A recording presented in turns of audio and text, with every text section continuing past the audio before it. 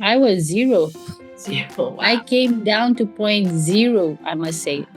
So it was like, the experience started when my brother suddenly passed away at age 29. It was such a drastic shock.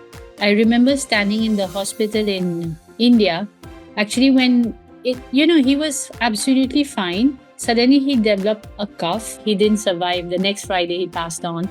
And I was standing in that hospital as if boiling with rage, and I could literally feel that I was standing there wanting the whole world to stop moving because my brother passed away. Hello, everybody. We are so excited to have you listening in today. Today, I have a very, very special guest. One of my best friends from college is here today, and she's going to be sharing some amazing mindset transformations with us. So we have Kavita Ramchand joining us today, and she has a very special story and inspiration for all of us. And I can't wait for all of you to hear it. Welcome, Kavita, to the show. I'm so excited to have you here. Thank you, Chitra. I'm really honored to be here also. Yeah, I love it. I love it. We met almost 30 years ago. We were in college together. We were roommates, and now we get to share, her amazing journey. So I'm excited. So Kavita, for those that don't know you, please introduce yourself and tell them a little bit about you. Okay, so I'm a mother of two boys and I'm an entrepreneur. I'm now a life transformation coach. I mean, I put so many titles to myself. I'm mostly a mindset coach because basically my mind transformed so drastically that I knew that day I had discovered my soul's purpose to teach this to humanity. And that's why I'm here today. Oh, I love that. And we're all about mindset at this in this podcast. So I can't wait for you to share your personal mindset transformation because I think so many of us begin that journey with our own transformation. So can you tell us where you are in your mindset today if you had to give yourself a number on a scale of 1 to 10, 1 being like super low struggling with your mindset and 10 being like what I call warrior mode on. So where would you say you are? I've been a warrior mode on since the past, maybe you can say 8 years now. Yeah. So you'd say you're at a 10, right? I would say Yeah. anytime. Yeah. That's amazing. We all want to be there, right? All the time. And while life has its ups and downs, as long as you can stay, I say anywhere over an 8, that's a win. So tell us, did you ever have an experience where you weren't at that 10 or 9 or 8, wherever? Would you say there was a time in your life where you were in those low 1s and 2s? I was zero. Zero. Wow. I came down to point zero, I must say. So it was like, the experience started when my brother suddenly passed away at age 29. It was such a drastic shock. I remember standing in the hospital in India. Actually, when he was absolutely fine. Suddenly he developed a cough, and you would just go to a doctor who treats coughs, right? And the doctor told him to just do an x ray, just the same. He did an x-ray and there was nothing. So everything was okay. But his cough was not subsiding and he started to cough blood. Oh boy. And he went back to the doctor and the doctor told him to repeat the x-ray. And then saw something in that x-ray and told him, oh, we won't be able to treat this in Mauritius.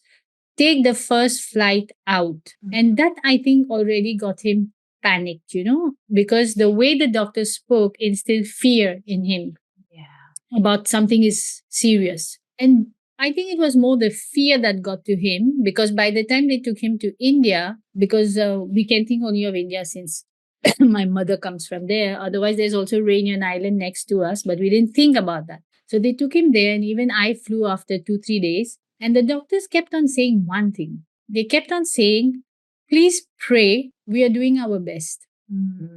And up to that point, I had been a very close, I would say, close friend to God. Like I had all the knowledge of the scriptures. I was thinking that I know it all types. And I was like, okay, if the doctor said to pray, then I will pray because I believe in what he's saying, that there are miracles happen. He's seen miracles happening. I cannot tell you how much I prayed, but within few days, I mean, he went in one Friday, he didn't survive. The next Friday, he passed on. And I Mm. was standing in that hospital as if boiling with rage, and I could literally feel that I was standing there wanting the whole world to stop moving because my brother passed away. I wanted to tell everyone, stop doing whatever you're doing. You're not supposed to do anything right now because my brother passed away. So I was really angry.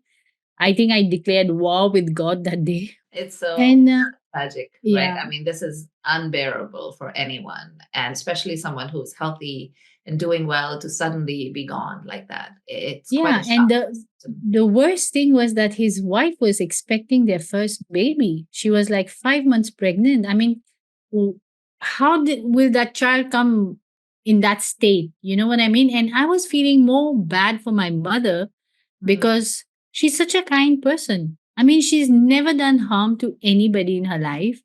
So I needed answers at that time. I was not willing to accept that as my reality, though I had no choice. But mm. I refused to just accept that. And how long ago was that? It was in 2008, Oh, many years back. yeah, yeah. It From that point onwards, Chitra, I questioned his death. Mm, I read books. I went to ask gurus questions. I was like, scanning the whole internet mm, for why do people die and what happens after death. I mean, mm, I did everything, but nobody could give me the answer. And mm, I think why nobody could give me the answer because I was meant to go and discover it for myself. mm, And it took 7 years. That's why I told you I reached point zero. mm. I think I was about to die. I Mm, spiraled very negatively. Like, I was going on a whirlpool of negativity. I was going into depression. And when you're someone you have a very positive attitude, you don't see yourself going into depression. It's very dangerous. I yeah. could not see myself going into that depression. And then one day, I started to notice that my son was going into depression. Like I kept on feeling that he's very low on energy. And I kept on asking him, what's wrong with you? Why are you like that? I was thinking he's becoming lazy. You have to move. You have to go to school. And one day he came and told me, Mama, I hate the sound of your voice now. That Oh, was it. That was point zero. that That was the was the realization, I think, of point zero, right? Yeah, that was Like point. got you up. Yeah.